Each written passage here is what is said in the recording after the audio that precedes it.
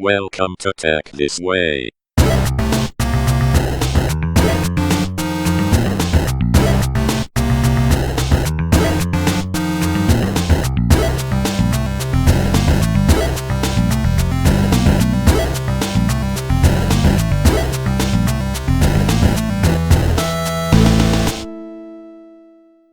Are you comfortable? Yes, I'm all good.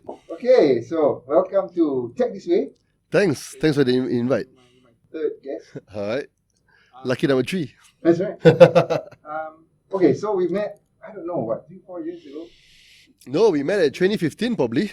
That's when I joined the WTF Accelerator startup. Yes. 2015 officially. 2016 I'm talking a bit more, but 2015 I guess maybe I met each other, yeah. 5 years ago. It's like about 5 years ago. So the interesting thing about yourself is you had you had your banking background and then you start up. Yeah.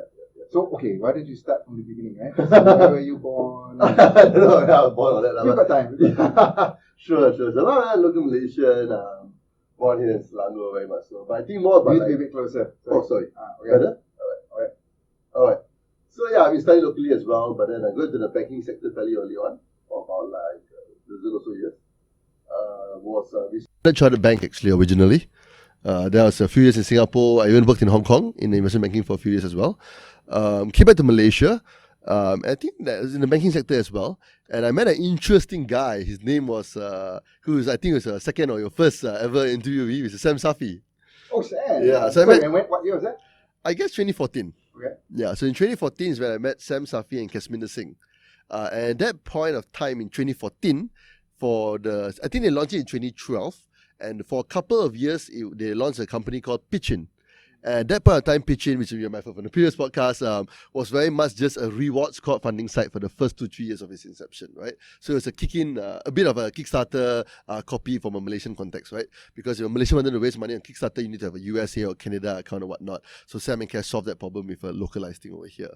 I think where it got towards the 2014 time as well, it was pretty interesting to see whereby like the regulations was forming to start allowing democratization of financing, right? Which is basically equity crowdfunding, allowing everybody to invest as they like. Now today, P2P where everybody can borrow as they like. Now, but early on, it was only as you can invest as you like, right? Because previously, to invest into a startup or invest into an SME, it's not available. Right? If I wanted to go and only own 10% of a laundromat, it simply wasn't a deal I could even get access to. Right? Everything was privately company per se. You left and then joined them. Pitchin. Okay, so the story was that like towards 2014 was when they started engaging with the Securities Commission along with a few other players to start the idea.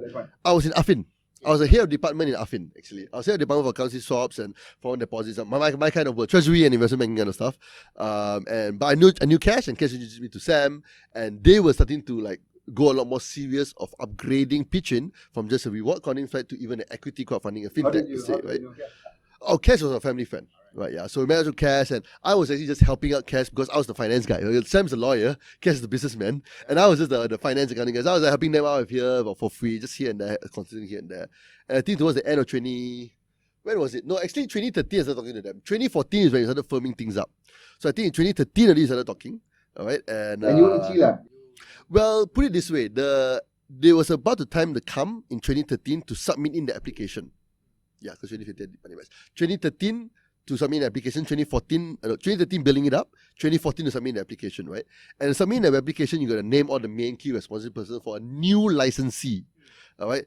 So obviously, due to conflicts of interest, you cannot be a director or senior banking official in any other bank or financial institution if you want to be a key responsible person in a new licensee. So I decided that, basically, long story short, I got married roughly around that time as well. In 2015, I was engaged, getting married at the time, and kind of did a deal with my wife. And if I want to do any of this non-salaried crap, it was to do it before. I thought you quit first, then you married. No. It was different. It was getting engaged and like we're gonna do all this kind of non-salary nonsense, and like unsure of your future nonsense. Make sure we don't bloody hell have kids. So that's what it came down to. So I was like, okay, 2 to 3 years is our targeted plan before I started having kids. Today I have 2 lovely kids, but before that I was like, okay lah, Give yourself. if there's going to be a time to suffer without any salary, you better do it when you don't have kids, right? Like that was my thought process. So that's how I started. But she was working lah. She's working. She still works today. I mean, without her, I'd probably be a bankrupt long time ago. But yeah, that's not the point. But she works in Singapore one more as well, earning a pretty decent salary as well. So she sponsored this. Yeah, of venture yours lah. course. Right? And then with whatever savings I had per se and all that, this I joined the journey for a couple of years. So then I became the founding COO. For Pitchin, and then obviously Sam is the CEO, and I guess is the CFO, CSO, right? So that's the origin story, right? So it was a very interesting time because it was a pretty big jump for me, and it was also started because I did my MBA. So I started doing my MBA in about 2012, 2013 at the behest of my, at that point of time, bank, the senior management. A bit like they were guiding me to be like, how to be senior management, and the MBA was a required kind of thing. They wrote a sponsorship letter and that kind of stuff. So I go to the MBA, I did it in Strathclyde, Glasgow, Scotland, and while doing it, Do you have to pay that back? not really. We had a pretty good escape because I didn't join another competitor or whatever. I worked for them for a bit of time as well, right? Yeah. There was no bond plan. Yeah, it was a very friendly thing because it was more of like that bank doesn't have a clear set out bond scholarship program. Yeah, it's only available for certain senior management or something. Before that, you had not been in business yourself. No, not at all. No. It's the MBA actually is as lame as this sounds. It's actually the MBA that's a spark. Because when I was doing my MBA, then it reminded me how big the world was. I think that's the main takeaway from my MBA. Because when you're like 15 years or 12 years, just financial services and what more, investment banker like me, right? Earning decent money and just living in a little cocoon, just focusing on work and making money per se, right? Then suddenly you do the MBA and that guy's from Petronas, that guy's from Shell, that guy's from... I see the world. The world's really big, man. I see banking is just one particular sector, right? Yeah. So actually that's a pretty big thing for me, right? So doing my MBA, making a few non-banking friends, very important as well. Started opening up my mind. I became like best buddies with this guy who's a regional supply chain manager at Johnson & Johnson. Very different perspective on life. And it's really those kind of things as well, right? And doing even for my MBA program, my dissertation, me and my couple other friends, we even started like a startup journey within it as well. Okay. It was called Jom Fishing, and we even go into the accelerator. We even got funding by the government as well to actually help a lot of the tourism fishing. So recreational fishing. The agenda was more about like increasing the income for recreational fishermen going on fishing tours for when Masalays come in and so on. So we even did the kind of stuff as well. Company is still running till today by one partner in Penang, but mainly now more e-commerce and specialized tours, right? Because the travel agency part about it, I don't want to go into those details, but the travel agent part about it, which we didn't want to go down and become a travel agent basically. Okay. But yeah, so we even did that percent. That really sparked me a lot. And that also was one of the major factors. When I was talking to Sam, like, yeah, okay. So you got the bug lah. Yeah, 100%. And joined that. And so one of the biggest things was like sitting down with Sam and Cass and just writing on the whole application forms and like trying Those to guys create the can be business quite convincing lah. models. So, Yeah, of course. They sold the dream to you lah. Of course. I was part of the dream. I was going selling other people the dream as well. But yeah, so it's very interesting. Like just. And because I'm a treasury guy, mainly like foreign exchange, fixed income and all that, this is equity, man. I remember still sitting down with Sam, I guess, going through all those equity laws, reading through again, making sure we're not in breach of anything per se, writing down the exception points, and we submitted in. I think me, Cass and Sam are very proud that all of the 30 plus submissions, only 6 got licenses. SC, at that point, we were the thickest and the longest, most comprehensive, and it's purely written by Sam, Cass and me. No lawyer, no outsider at all. So it's a pretty fun thing of writing a full-blown 50-pager appendix. Lawyer only to advise. Sam is a lawyer, yes, that's correct. That's true. That's true. By weight. True. Yeah, so that's very interesting. We're going through the whole process, understanding the regulations, and so that went up pretty well. I'm very happy with Pitchin this today. Obviously, I'm no longer with Pitchin in terms of operational perspective. I'm just a minor shareholder, and I'm still obviously very involved. Why did you on the decide operations. to step back from Pitchin? I think that was more to do with circumstance, right? So I think that was about 2015 operationalizing. I was very happy. It's been quite a long process, right? So bear in mind that it's over 2-year process already, right? No license, like getting this, the guy waste investment money, all the whole process, right? Then we finally kickstarted it, got 1 or 2 small deals, and the biggest deal we got into was Kaki Tangan back in those days. We got 3 million done within a couple of days with Effin. So at that point of time, I felt that things are pretty validated. Like this is actually working per se. We made a couple of hires. We had CFO come in, Henry look to help us out as well. Because in fact, the whole premise wasn't even proven yet, right? Correct. Would people even invest in or even get exit? Per se, right? Yeah. So exit even in right? Very true. So when that happened per se, and things were moving up per se pretty well, that was the time of 2015. So in 2015 as well, Pitchin hasn't really launched live. It was still getting the regulatory approval. Take a while. Launched in the middle of 2015, right? I was pretty bored, man. Because after a lot of the heavy work to send in the application form and all that, nothing you can do until the regulators give you the go. Right? You can postulate and plan all you like. Yeah. There is quite a long period between the time when you submit everything fully ready and you're just answering the replies from regulator, right? And that's like one email a week. You get what I get here. So that's the point of time when Sam and Cass pushed out WTF Accelerator a lot more, which I'm sure you talked about that last quarter. So the first batch ever came out in January 2015. And just because I was like, nothing was really going on, obviously with Sam and Cass blessing as well, I partnered with another banker, Adrian Yap, and we created a company a startup called MoneyMatch. Right. And then applied in for the sandbox back then, right? So going to the sandbox in January 2015. How did that idea come out? That idea was more like I was already full blown into pitching, right? I still have a few banking friends here and there, and I was quite close with like Adrian's wife and Adrian as well. We all like friends and all that. I think it was just like four of us like double dating somewhere and all that. And I think it was more like I had already decided, but after my MBA, like, no, I want to give it a try to non-banking kind of stuff. And financial services is fine, for sure, but don't want to be employed under a bank. That's my thought process. And I think Adrian had a very similar mindset as well, right? Because he's been in treasury for quite a while, almost like 10 years plus. And he's like, yeah, the long story short, the bonuses aren't what they used to be, mate. So I mean, like, when you are like a trader or a structurer and all that, the primary reason you're doing a job in a bank when you're a treasury guy is money, right? So obviously, when the bonuses are all capped and kind of stuff, it's like, you question yourself a bit. Like, okay, obviously I didn't do my job because I love. There's no such thing as a born trader who loves his job, please, go fly kites, right? Yeah, please, right? Maybe if you're a natural born gambler, you might be addicted to it, right? But generally, nobody in treasury investment banking really loves their job. Like, we all need for the big money, the intellectual challenge or whatever it is, right? So I think that's the point. Right? When the money takes away, like, why exactly am I putting my hard-earned passion, the amount of time and effort and brains and intellect I have to put into this, right? That's the thought process, right? So it's more about like getting out of banking. And we had a few like really daft ideas that didn't work out. Things like RFID kind of, IoT kind of thing in the early days. It was all a waste of time per se. And then we saw the rise of TransferWise, which at that point of time in the year 2015, January or end of 2014, November to be exact, when we came out with the phrase MoneyMatch. There was, you can double check on this, there was no such thing as the word fintech. It wasn't commonly used, right? It was just financial technology or technology in finance or whatever. It was just, you are a finance startup in the world of tech, right? That kind of stuff, right?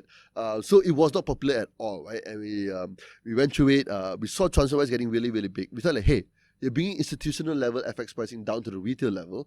I understand the concept behind it. I'm pretty sure we can do the same as well. So before they come over here to Malaysia, so today TransferWise is in Malaysia. So before they come over here to Malaysia, let's make sure like if we're going to do something and it's something that we really know because we're both 10 years each over of FX experience, it should be this, right? So that was Jenny with us. It wasn't so straightforward. Couldn't get it kicked off in 2015. Very almost died how many times. Very fortunate angel investor. His name is Damien Center. He came in quite early on in the middle of 2015 to just give us some angel investment, number one. But most importantly is that like a lot of the angel investment we use it for tech development. So we didn't take any salaries, we didn't start anything per se. We started building up the platform over time, going through the multiple challenges of having a... So take a step back a little bit for people who don't know about MoneyMatch. The business model. How does that? Okay, sure. So for MoneyMatch is... well, obviously, most people here probably know TransferWise. So you probably start off with like TransferWise. You don't even know TransferWise. All right, great. So let me put it this way. If you are in the UK or in London, right, it is surprisingly relatively expensive to change money and send money abroad. They charge you a couple of pounds or whatever else. It's not as cheap as people think, right?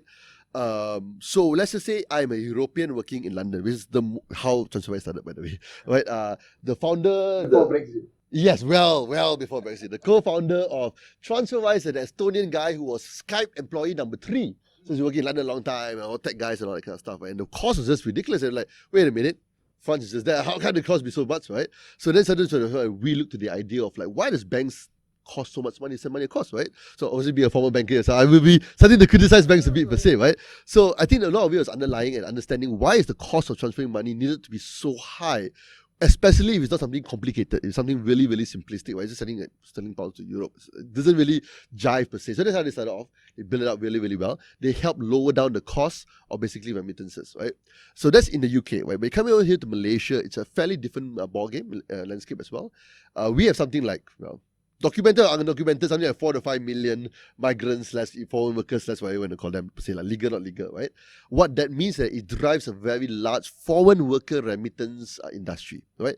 So today Malaysia is something like outbound, right? So it's something like 60 billion or whatever else it is. Merchant trade, the largest, doing 78 billion, and a few other major players. Right? All these guys, 95 to 99% of all their flows are all foreign worker. So primarily serving corridors like Bangladesh, Indonesia. So today when you talk about remittance, what a person understands from remittance usually is where a Bangla, Indo, or perhaps an Indian expatriate or whatnot might go and do a remittance. That's the usual understanding per se. In today's day and age, whereas you got Big Pay with their multi-currency cards and RSB with their multi-currency cards and all that, but generally you're sending large-scale remittances per se, and Big Pay's limit is like 1,500. It's not really meant for remittances per se, right?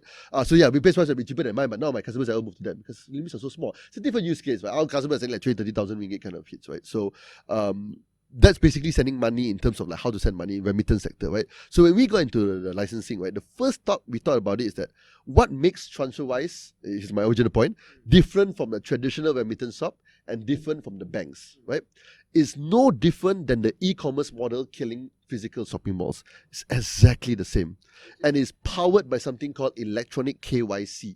So the traditional business model for all remittance companies and all kinds of banks, as regulated by the industry, by the regulators and the central banks, is that the KYC process is that individual must walk into a bank branch or must walk into a remittance branch to hand in the ID, and then the officer on the other side will certify whether this person is as per the ID. That's just how KYC works for remittance, right?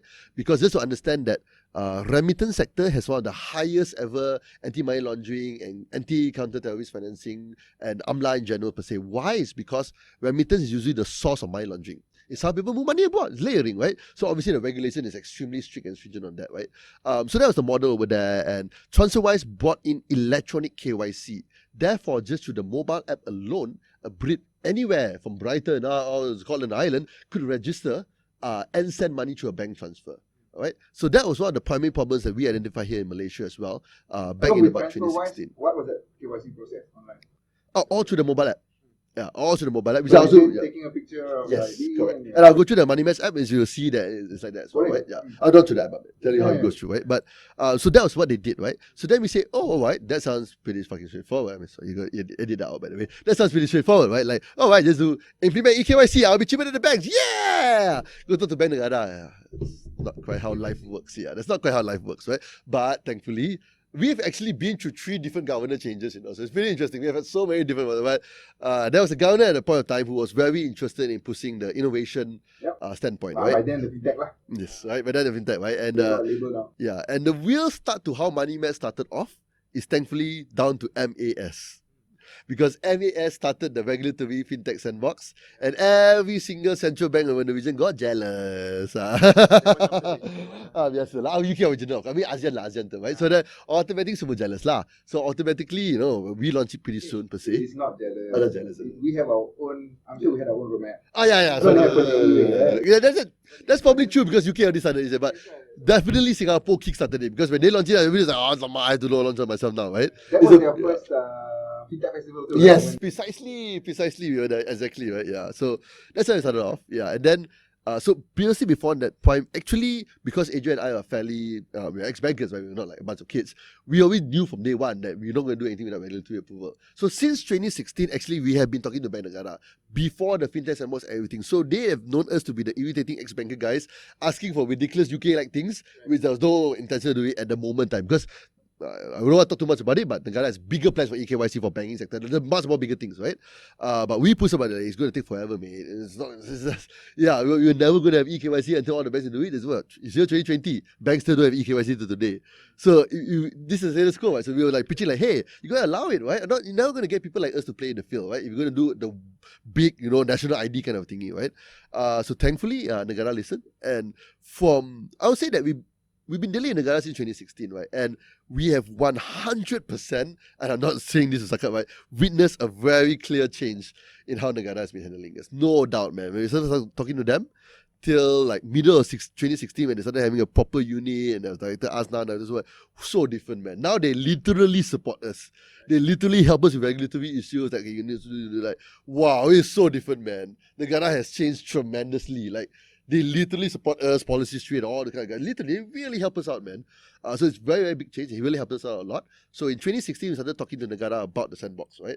And I think they opened it up officially in early 2017, if I'm not mistaken. I can't remember. Yeah, should be around that time. And obviously, because we were already talking there for almost a year, we were invited to invite, and we were the I think first it was ever to the participate. the concept paper, the draft Yeah, concept paper was 2016. Yes, correct. Launching for application in 2017. So immediately launched out in 2017. First ever applicant to get in as well.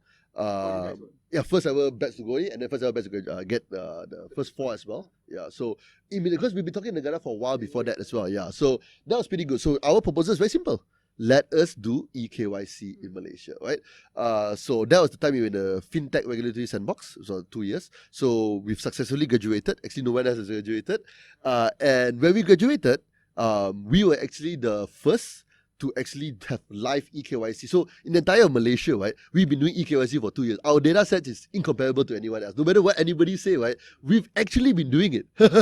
And for real life, everything regulatory reporting, false acceptance ratio, out to better, we are really pros at it, right? So how many customers do you have Is it now? 17,000 or something like that? Say, yeah. Because a lot of the problem with for electronic KYC, worldwide data sets for facial matching algorithms is primarily white faces, right? Or I fear to say this, yellow faces. Because a lot of technology is actually built out of the US and China, right? So a lot of the fantastic eKYC algorithms and all that doesn't really surprisingly have enough brown or even darker brown faces. Differentiating, it sounds really bad, but it's the truth about it, right? Differentiating brown faces, differentiating Indian faces, Bangladesh is really out of the scope of the majority of Chinese. We all look the same, like Asians all look the same. Basically, yeah. It wasn't actually just basically, a yeah. racist thing. I think the thing about it is that true. everybody of the same color roughly looks the same. Yeah, so you need humongous data sets of the same color to be able to have so many differentiating points in the face. Roughly around that, right? So what happened then was that the world's 2 biggest companies, one of it is called NetVerify, but Jumio is funded by Eduardo Severin. They powered TransferWise in the early days, powered a few basic guys and all that. They were pretty pricey. We got another British partner, they're called Onfido, ONFIDO. So that time they was just a small Series C Onfido out of Cambridge. Really, really smart guys. We partnered them very, very early on, but they were to Bank Negara, got approvals and all that. Sorry? How did you connect with those guys? Oh man, I just Google basically, right? I just Google all the list of major eKYC providers, talk. And back then in year 2016, handful, nobody. Now today, everybody and their mother might offer eKYC, but in year 2017, no. The real serious players were like only 2 or 3 major players, right? And we're very proud to grow together with Onfido, right? So today, Onfido is really, really large. Onfido today, in Malaysia, powers Big Pay, for example, one of the many others. We were the first ever partners over here. They now power Revolut. Wow. And recently, as of January, they have taken over almost half of all TransferWise countries as well. So Onfido is now the world leading in terms of facial. When I say eKYC, right, I don't mean all of eKYC. eKYC is a complicated process. I just mean the facial matcher algorithm. Because then when you need the AI database for that, it's a startup by itself, right? There's so many other aspects to it, like all our sanction screenings, our APIs with Thomson Reuters, Affinity, yada, yada. There's a lot of different aspects that come to the full-blown eKYC. But the facial matching algorithm part is the one that we work with the British partner per se, right? So that's our main innovation here in Malaysia. When we still started launch out in the middle of 2017, we got our approvals, was electronic KYC. That's what we're known for, actually. So 2017 was the launch. Yes. So between you and Adrian, how was the team like growing from in the 2016? Oh, sure. Wow. You guys with an idea at pitching in 2015. Yeah. How did that go? Yeah, it's only 2 of us with the idea. Then we brought in another pal, Fazil Fuad, who was running C27 at that point of time. He still wants C27, so it's a very big firm by now, per se. He's now no longer with us in the co-founding sense, but the name, the colors, everything is him, by the way. He's a design guy, he's a creative guy, right? But he's just a small thing to us, and he's focused on his big business right now, his own digital agency. But 3 of us, I think the first team that we built up was to have 6 packs in a co-working space. We identified that to run this company as the most bare minimum, we could do with 6 jokers. Me and Adrian without salary first, and then 6 jokers first. So bootstrap at the start. Oh yeah, at the very start. So we got a bit of. Angel. Oh no, so we got 50,000 ringgit from WTF Accelerator in the earliest days. Then we got about 500,000 ringgit from the angel investor. Okay. But that money was pure technology, because when we talked about the Bank Negara, right, no such thing as MVP. So that's another lesson that we learned. When you're doing fintech, when you want to work with regulator, do this kind of thing, jangan main MVP.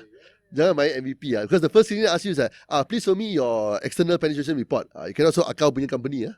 So today we are audited by Deloitte, by PwC IT Security. So we are two different big fours are auditing us. We have different external compliance audits. So the level has changed quite a fair bit. But back then, the earliest days, it was just 6 of us.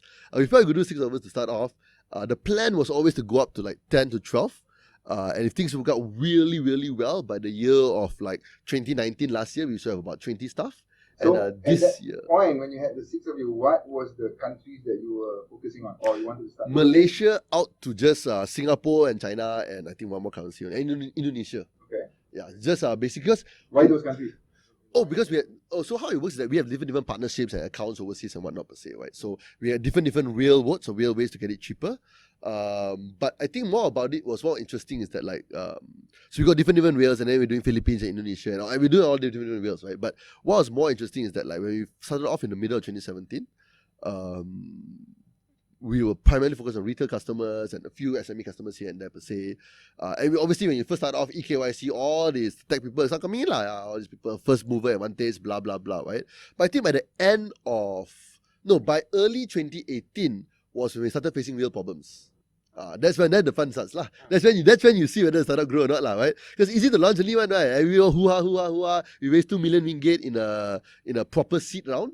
The operationalize. So 2 million ringgit to pay the salaries, to start everything up per se. From a transaction standpoint, how was that at the start?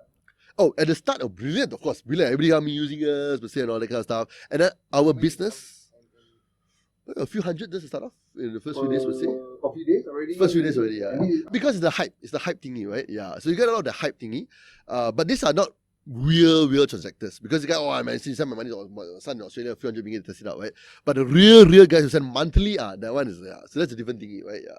So we started off and like, there's a lot of people coming in, it sounded really, really good. But very, very early on, we realized that, okay, this model isn't really making sense to us, right? Because, long story short, I think that, so I guess, because Adrian and I aren't young kids anymore, and because we started MoneyMatch 2015 and launching in middle of 2017, it's quite a long time, right? So we've gone through quite a few different things. So I think the first thing we realized very quickly was that, like, if the fundamentals don't make sense, we're not going to go ahead with it, right? It sounds very simple, right? Sounds very simple, huh? I can count the amount of successful Series B, Series C startups to today who don't even have economic fundamentals that make sense, which very simple. Your ARPU minus your CAC equals what? Yeah, so very early on. But that's not the point. That's not the point. Sure. Data, whatever. It's very so. But I guess in our game we didn't really. So you guys were actually quite traditional. Because we are ex-bankers, yeah. So very early on we saw the revenue minus cost equals profit, we saw the ARPU minus the CAC for the retail customers. It's tough battle, man. And why is it a tough battle? Right? Because everybody postulate all you like projection tu senang aja, right? Come to real business, then you really realize real people. The rich guy will use your service one time and try you, EKYC, cool. But why does he use every bloody month? HSBC Global Banking Citibank Global Banking preferred rates this that not so straightforward. The wealthy only got preferred rates, all that kind of stuff. The middle income guys, if their sons are not in Australia, they're not going to be sending out money. The foreign workers, it's a bloody red ocean. Merchant trade value are way cheaper than even me till today, right? It's a red ocean, massive war. And so suddenly, including those little shops inside there. Little shops on the side, endless amount of shops. General people still go to a bank to send 15 ringgit for a Swift TT out. It's just general, right? Then we realize that, oh wow, okay. And that time, Instagram, now it's called NIUM, but Instagram launched in Malaysia. And Instagram is very similar to us, actually. Where are they from? Singapore originally, Australia originally, but a bunch of Indians from India set up some in Singapore and Australia, and now they've already raised the Series B already. They're very similar to us in quite a few countries, and their market is mainly retail. Very big among the Indian expatriates, right?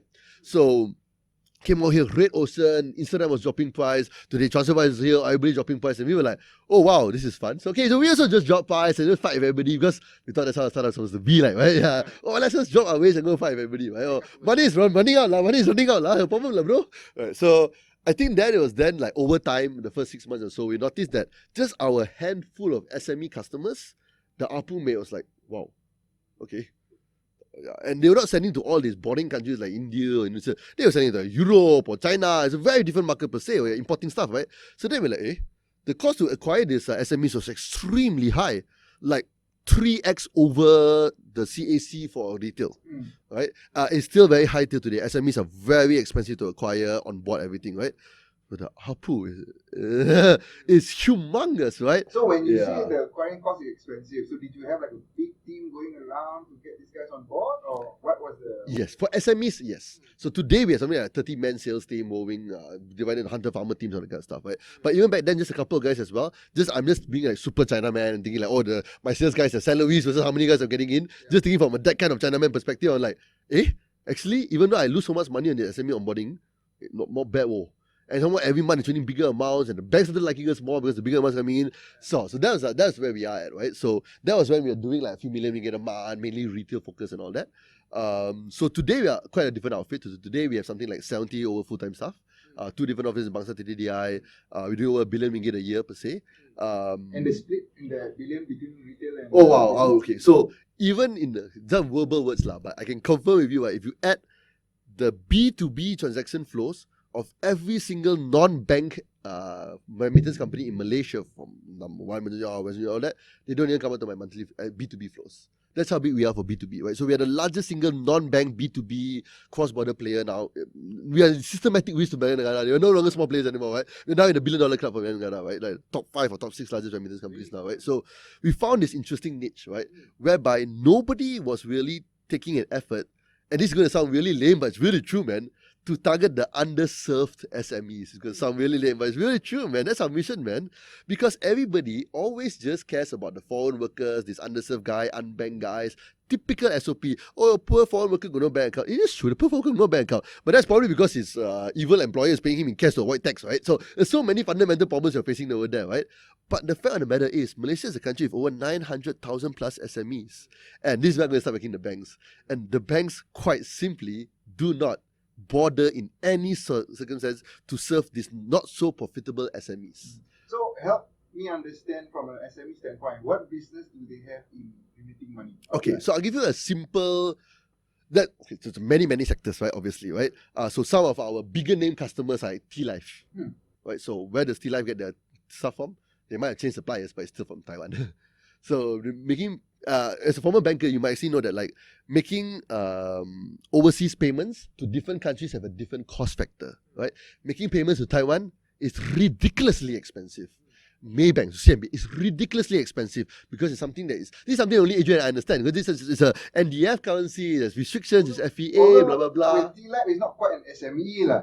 They are bigger end of the SME, right? Yes. Okay. So this is an example. So F&B is one of our major segments, right? So an example, another guy is I can't say the name, but you guys know, one of the largest oyster importers here, right? With major shops in every single mall per se, right?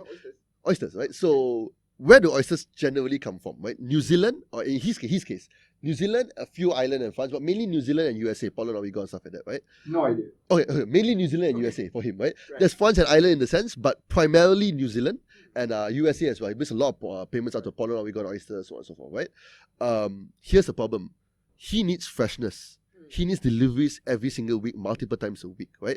His his exporters out there are the various different farms. So he's constantly making almost quite small payments. So his business might be just small oyster farms all over the place. Example, or distributors out there per se, right? So his business might be 20 million ringgit a month, but he has to split up against like the 10 million of the cost might come from so many different ones. So his per ticket might come down to only like 100,000 ringgit, 70,000 ringgit, right? And this is usually where the banks never, ever bother to give a special rate. It's always counter rates, and it's always a 50 or 70, 100 ringgit, right? So that's really our customer set, so the F&B segment. But one of the biggest segments we have is that like we are probably the single largest, well, we're not a bank, but like banker to actually the travel agency industry. So we've been partners with Mata for a long time. I would dare say about, I can't give you exact numbers because it's listing, but almost up to 70% of every single travel agent in Malaysia is using MoneyMatch today. That's quite a big sector, right? Yeah. Back their agency. Okay, so on the so why we are also today the single largest non-bank Hajj and Umrah payer. MoneyMatch. We pay Saudi Arabia way cheaper than Maybank or CIMB can ever come close to us, right? So this is an example, right? So but for that, so that's individual or retail? No, that's the travel. The travel agents. The travel agents, right? Correct. Yeah, correct. Because so our specialty is that when you go to a bank, right? Maybank, for example, I like to use Maybank. Just a curious thing, 70% of all my customers come from Maybank CIMB. What does that tell you? Wow. And no customer will ever come to me unless I'm cheaper and faster. Obviously, why? I'm no brand name, right? So where does that value comes from, right? So this is why it's an endless disruption to go to, right? And my guys are right now in Kota Kinabalu, so it's the endless, like, oh my god, it's even easier to do more customers over there, right? They are more underserved, right? Because, okay, put it this way, right? Generally a bank, and it's not about me, any bank is the same. I'm a banker as well, right? Like for so much of my life. We look at wallet size of customers, right? Now you are a customer, you come to me, you open an account, you don't take letter of credit, you don't ask for financing. You are a useless customer to me. You have nothing. You just keep your deposit with me, right? And now you are asking to do a telegraphy transfer for 32,000 ringgit. You're asking me for a special price. Hey, hello, what will you come from? This is the fact. This is the real life factor for 50,000, But it 100,000 sounds SMEs. like, at the start where you were looking at it there's a bit more technology play, right? So the KYC for the retailers. Yep.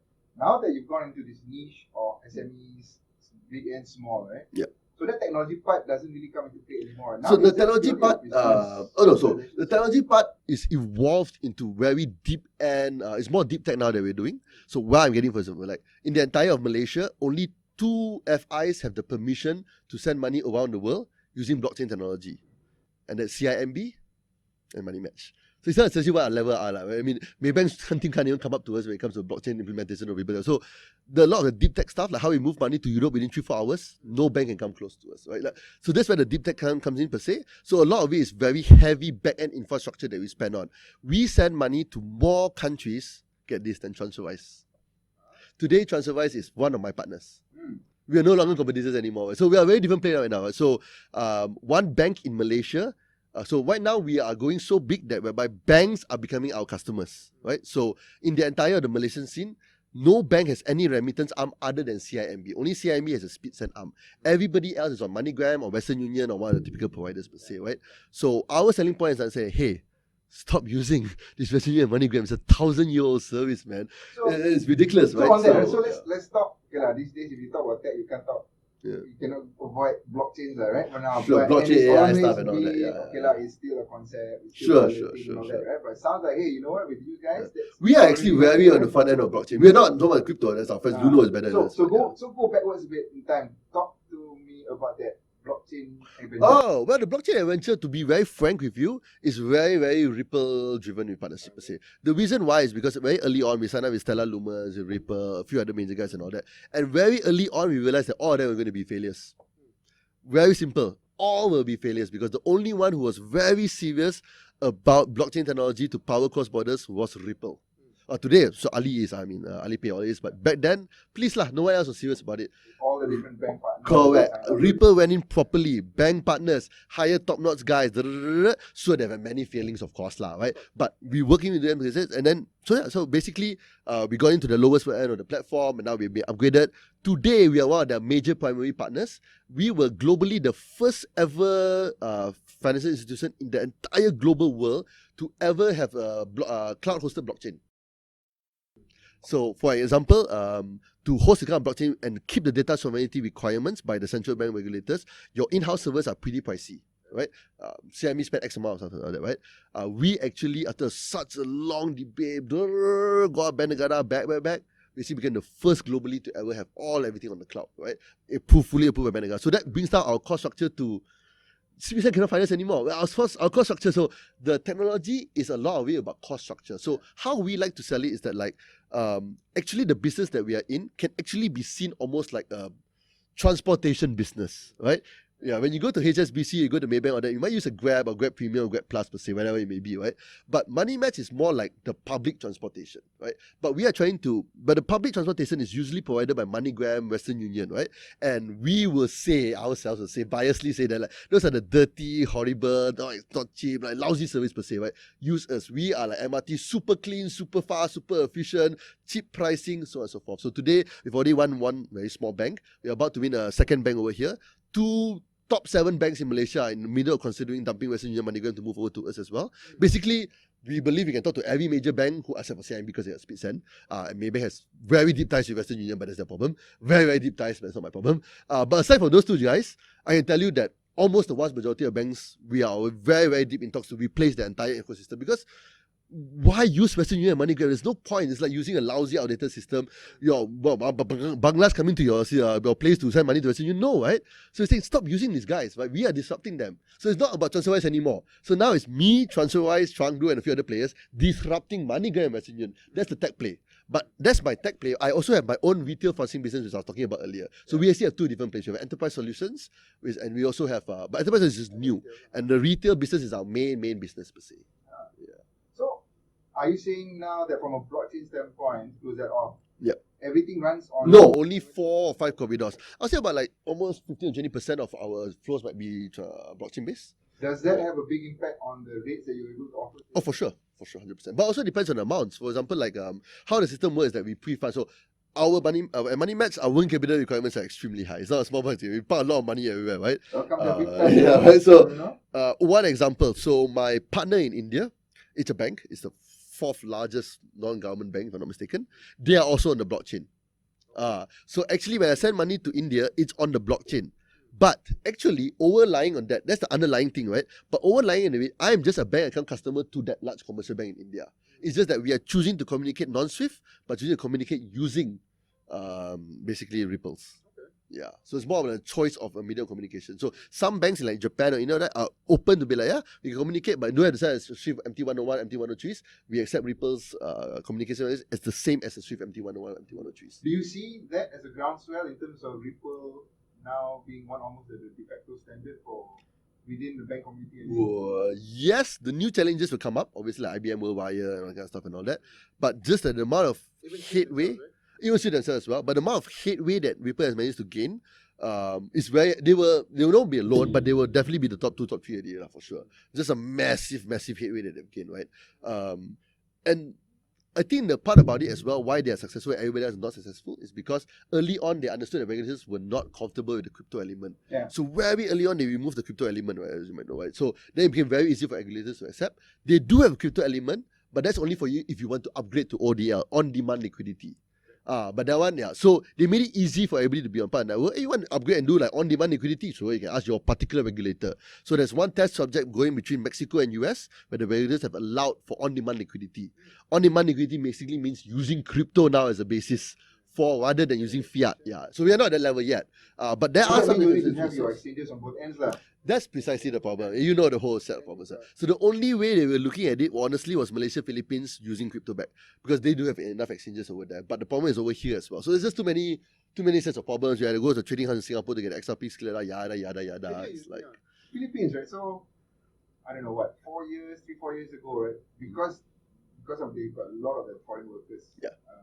Yes. Probably the largest country that has. Yes. Correct. Yes. Money back. Yes. And there was a lot of blockchain type remittance companies coming out from there. Yes, right? correct. Has any? Why? I've not heard any that has really. One all died. One became super successful and bought out by Gojek. Which is? CoinsPH. Okay. So we've been partnered with CoinsPH for a long time as well. CoinsPH is crypto e-wallet plus remittance as well. Yeah. The white guy, I can't remember as well, but yeah. Anyway, so that's an example of, so like, it clearly showed an example whereby. So there was a lot of experiments. Right? Yeah, exactly. But there will be a champion, or maybe sometimes in some cases, maybe 2 champions. But there clearly was enough for them to be 1 or 2 champions. And when the champion came out, Gojek bought him out. Fair game, right? Bought out, not even invest. So now 2015, back to your own journey, right? Yeah. 2015, you got the approval from your wife. Approval from wife and then approval from Bank Negara. It's like different approvals. Probably the first one was harder than the second. Now it's 2020 already. Yeah. Right? It's 5 years in your journey, right? As an entrepreneur. So what next? How? I don't know, man. As far as my wife is concerned, I'm paying myself a salary now, so she doesn't care anymore. He's like, you're no longer useless. You're not contributing member to the family. You're like, okay. Your money is my money, your money is my money. Yeah. So, okay. Yeah, I mean, like, I was just telling this to somebody, investor was asking me earlier, so, what's new with you guys and all that kind of stuff. I said, like, I guess the what's new question is something you can only think about when you're pre-A. I think once you finish the A and really to a certain extent, you got a few million and stuff. So MoneyMatch now is that what? We just finished a small Series A. Okay. Yeah, about 4 US or so, right? So at this stage right now, right, its life is so standard. It's like really SOP. My life is literally just sell my product, back investors for money, take care of kids. Sell product, back investors for money, take care of kids. Sell investors. That's all I do. There's nothing else, right? Literally. And trying our best to launch out more products. It's really SOP. Just launching more, get more and more customers, expanding, hire more people, scaling. It's so SOP, right? We got licenses in Brunei, we got licenses in Australia. So I'm traveling now very, very often to Brunei and soon to be Australia as well. New Zealand is targeted, Singapore, Hong Kong. It's just like, it sounds sexy to an outsider, but when you're inside it, it's like, this is what I do every day. I just sell my stuff, back money for investors, like constantly. I was just at an investor meeting just before this as well. It's just constant. You sound bored. So yeah, it literally is that. I understand now why my friend Chilson left Source after his Series B to do something new. Like it's a certain point whereby institutional or highly salaried CEO might do a better job than the founder CEO. This is both Adrian and my very strong belief. So that also needs to be clear. Yeah. Adrian and I are both clear on this. We do not see ourselves as the future management of MoneyMatch forever. Yeah. We both go scratch another itch lah. Yeah. No, but you're right about that, right? So there's a few where they're saying that they are startup founders, right? Different, right? It's about hustling, it's about the scale, but then they get bored or they don't have the discipline. Very good point. Very, very good point. It's just like Zuckerberg. He has no discipline. Actually, got Sheryl Sandberg to run everything for him, the hustler per se, right? Like, so for me and Adrian, it's more like the two of us, like, in a way, already know that, but like, we don't see ourselves as the founder CEO kind of stuff. Adrian's the founder CEO per se, yeah. But we are so happy if a Series B investor, Series C investor wants to elect some CEO, some MBA from Harvard, go. India from India, MBA from Harvard, knock yourself out. Please take it over. There's our dream. Our dream is to have an India from India here, MBA from Harvard, take it over. How far away from that dream, you think? 3 to 5 years, I would say. Still need to build more value for the company. Not so soon. Not a lot of things more to build per se. But yeah. So it's been a fairly interesting journey. 70 stuff is one of the. I'll say HR has become the main focal point of our life right now. It's a horrible thing. What do you mean? No, I mean our original plan when raising funds back in 2017 was by January 2020 to be so huge and to have 30 full-time staff. Oh, all of 30? Okay. Obviously that didn't bloody work out, right? Had to change office, upgrade office. All the possibilities don't work out, right? Yeah, so now you are at 70. 71 and last count if I'm not mistaken, right? Still actively hiring of course. I'll probably be 100 by middle of the year per se. But yeah, maybe about 10 or so in Brunei. So when you're scaling up from a manpower standpoint, what do they do? Because obviously very good point. Very good point. So the first thing we want to understand is that like as we were scaling up and then the work was very, very heavy per se, a lot of manual work stuff, we were understand like, hey, wait a minute, we're going to do like more and more stuff and then like how much manpower does this truly require? Because how do I put this? I don't put any blame on anyone, but there are a few things which we have to do manually. Regulatory driven or compliance driven. There's no choice around it per se. It's told you cannot do this. You have to eyesight and by a trained compliance officer. Certain things. Yeah, they need a certain level of like trained compliance officer, certain level standard to look over certain things. So we started growing, right? And I think the first thing we started understanding was like, oh wow, the biggest guy is running a $7.5 billion outbound transaction, and he has about like 300 to 400 to support that. Right? Out of that, 200 is already compliance. So I told you earlier, our business is so heavy on money laundering, so our compliance are humongous, right? Like, so that's the first understanding. We're like, oh wow, to run that size of business, you need that kind of things, right? And this is audited as well, blah, blah, Negara's expectations, right? So then we're like, okay, we don't want to do that. How can we go about it, right? Per se, right? So to answer your question, a lot of it has just been planning around how to really scale up and really hire like mad for the reliable kind of cost and the reliable kind of business I get into shortly, sales and marketing kind of stuff, and really try our best to really maximize and optimize the operations and compliance part of it, right? So we are actually really, really proud of the fact that we can actually run such a fairly large business with barely just 6 operations and barely just 7 or 8 compliance officers, right? Like it's very bare minimum. A lot of automation per se, a lot of back-end parts about it. The biggest part about it is that unlike every single bank and unlike every single remittance companies who like to say they are fintech, we were actually a technology company first. So before anybody else, it sounds so cliche. Yeah, but it's true. It's so irritating. We happen to transfer money. No, it's so true. We were a tech company. Our first 5-6 people were just coders. Name me like one bank who the first 5 people were code companies. Everybody lie about it, right? But at MoneyMatch is true. We were just coders. I mean, I'm not a coder, but our first 4-5 guys just coders, nothing else. One project manager and a bunch of coders. No one else. So we are a true blue tech company. Really one. We were just technology. Right? So till today, one thing that we have been, we are very proud about it. Maybe people care, don't care. But internally, we really, really care, is that we do absolutely zero outsourcing. every single line of code from 0 to 1 till today is written in-house, mobile app native, 100%. We just do not believe in outsourcing everything. So to answer your question, I've got also about a dozen of people who are coders and engineers, unlike majority. So like wherever I meet like all these other startups, I got 50 people, but 2 of them doing coding. Don't quite understand how to do it. So we are actually coders, right? So we actually got a solid team of like 8 full stack engineers, led by head engineering. We got a data science team of just 3 people as well. But we don't do AI. We just do internal machine learning stuff for our own optimization processes. So there's about 11 full-time engineers coding constantly, about just under 20 ops plus compliance as well. So about 30 plus per se, just 2 accounting. So about 30 plus per se is the real core. 35 per se runs the entire over $1 billion plus business per se. So where the other 30 plus people sit are all sales and marketing. So we always got like 16, 17 full-time account managers who service. We got corporate customers in every single state in Malaysia, every single main city. So they're traveling out to Ipoh. I got guys in Ipoh, Kinabalu all the time, holding customers, high touch to be on to high tech. We have internal internal customer service systems as well, and a hunting team as well. Another 10 guys who are constantly hunting, calling out customers, giving brand awareness. Your big business. The majority of your business is on SME Malaysia. SME Malaysia sending outwards. Right. Yes, so correct. when is that going to change? I.e., when are you going to start providing the same service in Singapore? So we already just started applying it, servicing in Brunei.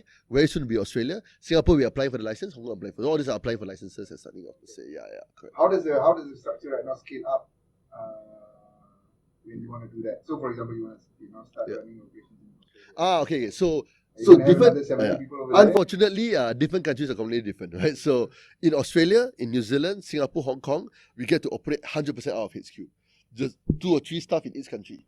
Right. Mainly just compliance, right? And business development. That one is up to me, right? Yeah, correct. That's up to us, right? Because these guys are, if you bring in the volume, sure, right? We don't really fire you pretty fast, right? There's no real requirement compared to ops guy who has to be around. So from that sense, it's really, really low cost. So the main point of how we've been selling it to investors is that we want to be the Malaysian story whereby a global money transfer operator, but more ASEAN story, having revenues across multiple different countries and different currencies as well, but a very, very, cheap from a USD perspective, Malaysian Ringgit base.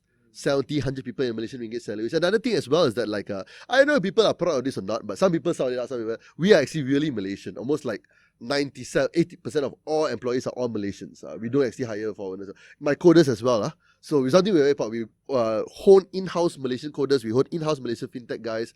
We really do. I've got guys who are now remittance leads in I got guys who are senior positions in financial IT, senior positions in big player. We've been around quite a while. We've actually graduated quite a few different people out to different sites. Very Malaysian focused. So you had about 30 developers and all that, right? Including operations, compliance, and developers. Developers about a dozen also. How challenging was it to get skills? Because everybody keeps telling me, it's so hard to get really good staff. It's extremely hard. Right? I think one thing that we learned very early on is that the first 4 or 5 was really, really key. Because what we realized that when you're hiring for different positions, right, usually people have roughly the same kind of mindset. I want better career, better money, but not coders. That's something we realized very early on. Okay. Coders have a different mindset, right? You can get a superstar rockstar coder who chose you because the stack, he prefers that stack. You get it, right? Yeah. So it's about understanding it. So I think once we fixated on what kind of stack we wanted to build up, right, early on, which is Laravel, that kind of stuff, we started deep diving into it and doing it. Then started attracting people who were interested in that kind of stacks as well, right? So we got more senior guys, formerly from Grab kind of stuff and all that kind of things. But generally, the idea is that it's a bit of a clique thingy, right? So we got a clique of engineers who are coding, full stack, very happy with each other, and do awesome work, right? And because of the nature of our business, right, everybody eventually grew to become awesome. Everybody's a full stack, but the primary skill set became back end. Because MoneyMatch today, we are, as I mentioned to you earlier, right, the front end is actually very business. It's all sales guys and all that, right? Our tech is very deep end. Literally, my guys are super close to the Ripple California engineers. Literally, constantly across Ripple California. That's our so we are very, very back-end engineers, infrastructure, so many API connections and complicated APIs with different banks overseas, with different partners overseas, so on and so forth. We have APIs with APIs with everyone, so many different complications. So we are hardcore superstar back-end programmers, but because we don't have any front end at all, our back end also do the front end, but our front end is very It's realistic, functional lah. pretty straightforward, yeah. Because we are about pricing and speed. So we don't overly sell the UX, to be very honest with you per se. In fact, I think we need to improve our UX. But we also have a B2B2C. SME customers have a completely different platform. That's another thing people don't know. And SME customer, right, very interestingly, once they log onto the same platform that the retail guys are on, they open up a completely brand new platform with very, that's created only for business customers. It's like corporate online banking lah. So we created that about a year and a half ago per se, right? So all the UX upgrades are all inside that. Not even on the front end as funny as it sounds. Because every time the SME says, hey, I wonder you have this, or we just keep upgrading the business platform. As you learn more about it, what you know. Yeah, correct. And then that platform becomes very powerful, but actually only people who are registered log in actually can see that already, which are only SME customers. Yeah. So that's just how it's been like evolved in that way per se. Yeah. If it's a big problem to hire. I was gonna say Big problem. So because of having problem with so end up the people we hire now are like the last two guys came from IBM. Yeah, so that kind of connected company, because like the nature of it, we stopped attracting like the startup guys, not attracting you started attracting more like the back end guys want to like keep on there or want to go and experience in the fintech sector. Yeah, so that kind of things. Yeah. And I guess they can see the stability and the size of MoneyMatch is a nice sweet spot, right? Correct, it's not quite a startup that might burn up in 6 months. Yeah, correct. Stable, Yes, right? But the tech is exciting enough. For a back end perspective, correct. So if you're looking for an awesome UX experience, we are probably not the best place to go. So we started attracting the more better guys at the end, but it's still a massive issue lah. And obviously, when you steal people from IBM, right, they're not lowly paid, right? So there's a whole set of problems that come out as well. Like, oh my god, what kind of salaries are these, right? So yeah. So I mean, technically, you want to pay out, sure, right? But it also comes to like your burn and all that, right? How you're running a business, right? Yeah. So yeah. So what next? So we said that so other countries you're applying now. Yeah. And obviously still growing the Malaysian market. Yeah, correct. So Brunei we have to like have a few more people because the regulators there expect us to have more of a presence over there. So in Brunei we have like 4 or 5 people, maybe end up to be 10 or 12, but definitely not 70. Yeah. But Brunei as well, like sales and marketing is a lot more straightforward as well. It's a fairly small country where everything's in the city or so, right? Yeah. So generally per se. But I guess it does have a lot of foreign workers. 65% of all remittance from Brunei outwards goes into Malaysia. Really? That's up there. I didn't remember. I would have thought it would be closer neighbours, to either Indonesia or Philippines. Or to Malaysia. They got a lot of Philippine workers. And I guess Malaysian Sabah workers. Sarawak and stuff. Yes. So out of a 420,000 population, 100,000 of them are foreign workers as expatriates. It's not like Malaysia where you got large palm oil estates and all that kind of stuff. You got a lot, right? So there aren't as many estate workers as you think. There aren't. It's actually like maybe it's not as much as you think, right? So a very, very large sector is oil and gas in Kuala Belait, not in Bandar Sri Begawan, right? So that Kuala Belait is the one half hours out of. That's huge, employing like maybe 70,000 out of the 100,000. All are there, right? 70,000 of them these are oil and gas workers. So these are white collar workers. These are not Indonesians. These are Malaysians. These are 500 ringgit a month kind of thing. These are all earning 3,000 Brunei dollars or more. That means like 9,000, 10,000 ringgit already. Yeah. How did you sniff that up? Hustle. Actually, I think the first hustle was that when I met them at a fintech festival. I met the regulator at a fintech festival. Usually I go hustling, come over there and stuff. And the nice thing about it is that like in ASEAN sector, everybody is just so fixated on Indonesia and Vietnam. That like even that nobody really cares about the smaller guys per se, right? So we are more focused on like Brunei, trying to get out to like Cambodia, stuff like that per se. Because Indonesia and Vietnam, so much focus and money and capital being thrown there, right? Like what's our real value advantage there, right? In Malaysia, you can throw it to here, but we are still champions. We're like local jaga kampung lah, right? So we're worried here. But for me to go and compete as a Malaysian fintech into Indonesia, what's my value add? So actually from the remittances going up from Malaysia, which country is the biggest outflow? You mean for Malaysia or for MoneyMatch? From Malaysia. Oh, for Malaysia. From MoneyMatch. Okay. Malaysia. Okay. So in Malaysia, as I mentioned earlier, it's mainly foreign worker remittances, right? But that's not MoneyMatch. So MoneyMatch, we send almost no money to Bangladesh or stuff like that, right? Because of how we are set up as a SME focus, number one, where do imports come in? China lah, biasa lah. Alright. So Europe, USA, but more of USD lah. USD out to Hong Kong. So USD out to Hong Kong and Singapore, obviously to all the trading importers are the number one biggest ones, out to China as well. And the only one that's not Singapore, Hong Kong, China will be Indonesia. Because Malaysia, Indonesia has humongous amounts of import-export per se. Yeah. So we really just follow the import-export flows per se. I mean, our business and our flows are nothing like the Malaysian national remittance flows. Our flows are like the banking import-export flows kind of thing. Yeah, correct. And do you see if Singapore is such a big market right now, the last couple of years, do you see some stalling in the trend? Are things still okay? Yeah. It's a good indicator of proxy for how the economy is doing. Right? So, Yeah, but I think that a bit different factor here is that like for Singapore and Hong Kong, but more so Singapore, right? This is everything to them. Financial sector is everything to them, right? So the way and the effort that they, whether it's through tax breaks or incentivizing it to grants, whatever it is, I fully expect them to continue on a full-blown steam ahead. In the financial services sector per se, right? Like it's from a Singapore perspective, right? But competition there also is ridiculous. It's like very, very competitive, right? So the unit economies don't really make sense. So for people like us, it's really like just getting out licenses over there, not really to build humongous teams, but just getting out presence over there. Where we're really going to be focused on is primarily Brunei, as well as other ASEAN countries. Yeah, right. So I think for us, the biggest part about it is figuring where's the next major post Series B expansion. But with the trade war and all that, do you see remittances going to China reducing? Oh, not at all. It's increasing actually. Ever since that has happened, right, we honestly feel that trade between Malaysia and China has increased tremendously. I think China trades with us more now. In a way, or trade ASEAN partners. Americans buying China stuff through Malaysia. Not really that we see, but like I think that China guys are basically dealing quite a lot with the ASEAN countries per se. So we see, markets, right? Yeah. I mean, like even the China banks, BOC, ICBC, and the other guys as well. They're so aggressive now in the ASEAN countries as well. We bank with them as well, stuff like that as well. So it's a bit of a different perspective. I think it's more like anti-US thingy and ASEAN direct to China. Okay.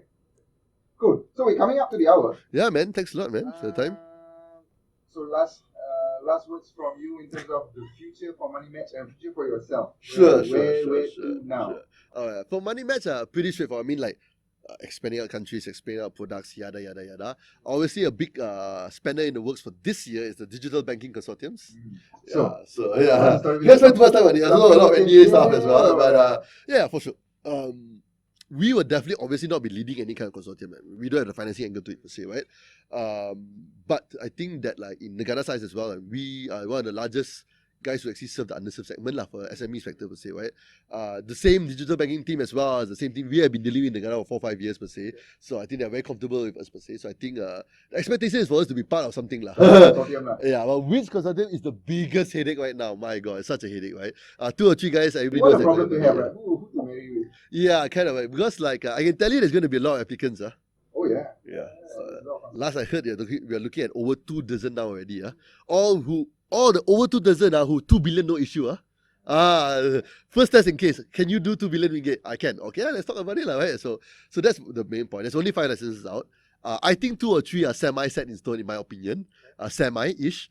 But a couple of those guys are also doing their own stuff their own way. They're not really going to work with anybody, website. So those 2 or 3 others that's available per se. Is where for us it's about finding a winner, right? I mean, to be part of a consortium is easy. There's so many consortiums already waiting for us per se, right? Even in Singapore, so we are also consortium. We almost entered it per se. It's not hard to be part of a consortium, but can you be part of the winning consortium? It's a bigger issue, right? Yeah. So right now we are trying to decide. I guess we'll decide in the next 2 or 3 months which bet we're going first for sure per se. That's the biggest time because it might have involved the consortium with equity kind of stuff. So that's the only thing that will be particularly different. But other than that, it's really like hardcore expansion out there. We have a couple of pretty cool products that's planned to launch out for ourselves as well. All very specifically serving the underserved SME segment. So how we like to do it is just a bit like remittance, right? Whereby, it seems as if we're remittance, right? But because of how we're serving the SME sector, how we do remittance is completely different. How we do our compliance checking, blah, blah, blah, all completely different. Our entire UX, UI, how we approach customers are completely different, right? Same thing as well for another couple of products that I'm looking at. So there might be products that's already out there in the market, right? But I'm planning to make it very, very, very specific for SMEs, underserved SMEs who can't pay a big bill. This is very important to understand, because SMEs, people like to target it because banks like to assume we can make big money from SMEs. That's really the primary reason why everybody going after the SME sector, right? But I think that you need to understand that our SMEs are guys who are not rich. Our SMEs are not the profitable segments of it, right? So it's a very different topic of serving it. Yeah, correct. Exactly, right? Because the bank made no money on these guys, right? But so when we service them, we have to think about a couple other things because the exit cost will be really, really low, our cost structure will be really, really low, and then still serving them to make them happy and move them away from their banks like Public Bank, Hong Leong Bank. There's so many battles to be fought. So we have a couple other products which we are really working and like servicing particularly just the SME and hopefully making the UX UI process really, really smooth for them. So in a way, just to end it up per se, I think the vision for MoneyMatch per se is to become the transaction banking choice, preferred choice for the banks, for our customers, right? So like if you're going to use payments, obviously, right? I mean, domestic payments you can do if you want to do, but there's so many other people doing domestic payments, right? But basically payments per se, as well as a couple other things which are expense management, per se, cash management per se, trade services, but basically transaction banking. That's really where we're heading up per se. And hopefully we're already working in funding societies. We're going to work very large with SPRC as well and a few other guys as well. There's also a P2P lender in Singapore who's opening up over here who's going to offer up credit as well. So we're going to keep on working with various other P2P guys and all that. We're going to do a big deal with Fantastic pretty soon as well. So we're going to keep on working with the guys because our specialty is not credit financing. That's not who we are. We are pretty cool and awesome in deep tech for cross-border payments, blockchain, machine learning, algorithm optimization for our peer-to-peer matching. It's actually pretty cool the things that we're doing at the back end, but not financing. That's a world apart. So we're happy to work with other people who are way smarter in algorithmic credit financing and stuff like that as well. So that's really the reason for MoneyMatch. And for myself, I don't know. Hopefully my wife doesn't divorce me in the next few years. That's a primary KPI. KPI number 1, don't get divorced. KPI number 2, if you don't get divorced, maybe you might get an exit as well. So that's probably the thing. Don't get divorced and exit. Big dinner for you when that happens. Yeah, definitely. Okay. Cool, man. Thanks a lot for your time, Thanks man. a lot. Okay. Yeah. All right. Right, cheers.